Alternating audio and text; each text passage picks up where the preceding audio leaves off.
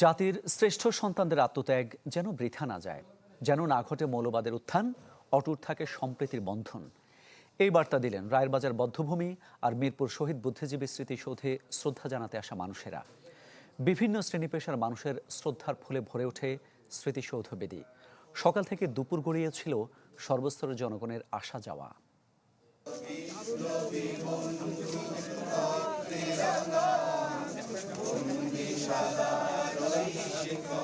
বাঙালির শোষণ বঞ্চনা থেকে মুক্তির লড়াইয়ে যারা গড়ে দিয়েছিলেন বুদ্ধির ভিত, সুকৌশলে তাদের গুম হত্যা করে বর্বরতার ঘৃণ্য নজির স্থাপন করেছিল ডিজাইন, এলিগেন্স, বিউটি, সেরা পণ্য সবার জন্য জেভিকো, পাকিস্তানি হানাদার আর তাদের দেশীয় দোসররা। সেই শ্রেষ্ঠ সন্তানদের স্মরণে রায়েরবাজার বধ্যভূমির স্মৃতিসৌধে দেখা গেল প্রজন্মের সম্মিলন। ফুল আর ব্যানার হাতে আসেন বিভিন্ন রাজনৈতিক সামাজিক দলের সদস্যরা। যদিও অন্য বছরের চেয়ে এ বছরে জমায়েত কিছুটা কম।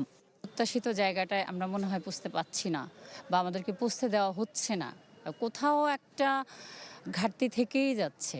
তবে নিশ্চিত আমরা সেই শূন্যতাটাকে পরিপূর্ণভাবে যদি তুলে আনতে নাও পারি, খানিকটা পুষিয়ে আমরা আবার জাতির স্বপ্ন পূর্ণ করতে পারবো।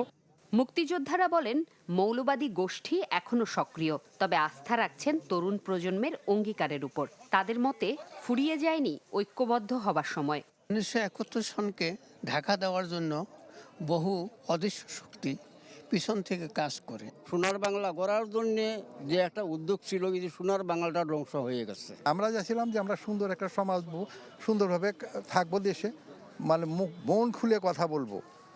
মন খুলে কথা বলার কি জায়গা আছে কোথাও? কোনো সময় ছিল?